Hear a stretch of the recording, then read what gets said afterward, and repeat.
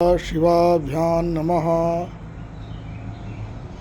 देव नारायण शुक्ल के द्वारा एक प्रश्न हुआ है कि उन्होंने पूछा है कि कुछ लोग जो शिव मंत्र की दीक्षा लेते हैं तो वो कहते हैं कि भगवान शिव तो सब कुछ खाते हैं, तो वो लोग जो है मांस मदिरा आदि सेवन भी करते हैं और कहते हैं हम शंकर जी के भक्त हैं।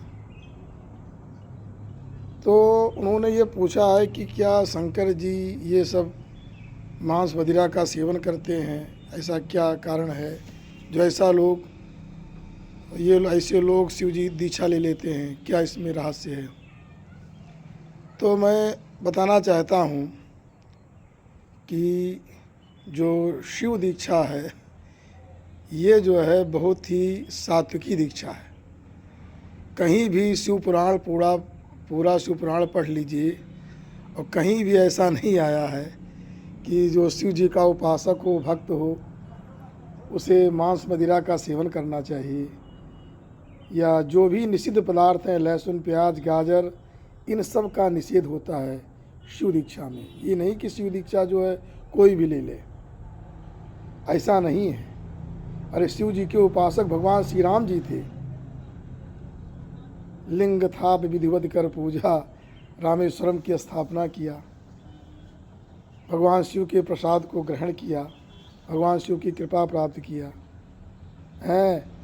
और रामचरितमानस में तो बताया गया है महाराज दशरथ जी के लिए, जनक जी के लिए कि निस्तम को नहीं शिव अवराधे। महाराज दशरथ जी के समान और जनक जी के समान कोई शिव की आराधना नहीं किया। सब शिव भक्त थे, शिव उपासक थे। कितने सात्विकी थे!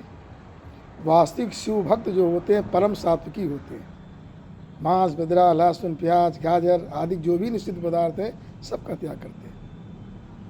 भरत जी के विषय में आया है कि शिव अभिषेक करे विधि नाना। अनेक प्रकार से भगवान शिव का अभिषेक करते थे। भगवान शिव तो सर्वपूज्य, सबके पूज्य। और इस प्रकार भगवान विष्णु के विषय में आया, वो भी 1000 कमल दलों से बहुत दिनों तक भगवान शिव की आराधना किया। तो ऐसे ही शिव अर्चना है। लोग भ्रमवश जो ऐसा कह देते हैं, कुछ लोग अपने यहाँ शिव जी के निंदक भी होते हैं, जबकि जो शिव निंदक है उनको भी समझना चाहिए कि वैष्णवा नाम यथा शिवा कहा गया है भागवत आदि में जो है। तो अगर वो ही मान लिए तो वैष्णव परम वैष्णव माने गए, तो कैसे उनके उपासक लोग जो हैं। तो इस प्रकार से ऐसा नहीं कि शिव जी परम शुद्ध हैं, सात्विकी हैं, उनके उपासक भी शुद्ध सात्विकी होते हैं। और ये कोई सामान्य दीक्षा नहीं शिव दीक्षा जो है। इस प्रकार से मैं बताना चाहता हूँ, इस भ्रम में लोग ना पड़ें। और कुछ लोग जो हैं होते हैं, जैसे कहने का मतलब एक होता है वाम मार्गी लोग होते हैं। वही वाम मार्गी जो है वो शिवकांशी माने जाते हैं, जैसे ये भैरववादी। तो भैरववादी की उपासना करते हैं, वहाँ पर वाम मार्गी लोग मांस मदिरा आदि का प्रयोग करते हैं। तो उससे हम लोग दूर रहते हैं। शिव उपासना अलग है और भैरव उपासना अलग है। तो तामसी जन जो है वो भैरव की उपासना करते हैं अनेक प्रकार से, तो वो प्रसाद हम लोग भी नहीं ग्रहण करते हैं। लेकिन जो शिव जी का प्रसाद है वो बहुत ही परम ग्राह्य होता है। अग्राह्य भावना करने से सारे पाप चढ़ जाते हैं, शिव पुराण में पढ़ सकते हो। इसलिए जो है ये भ्रम व्यक्ति को हटा देना चाहिए। और शिव जी के उपासक भी परम सात्विकी होते हैं। और ये नहीं कि हम सब कुछ खाए पिएंगे शिव जी की दीक्षा लेकर के, ऐसा गलत है। इसलिए शिव जी की उपासना करो, शिव दीक्षा ग्रहण करो, खाद्याखाद्य कर्तव्या कर्तव्य का विचार करो, तब शिव जी प्रसन्न होंगे।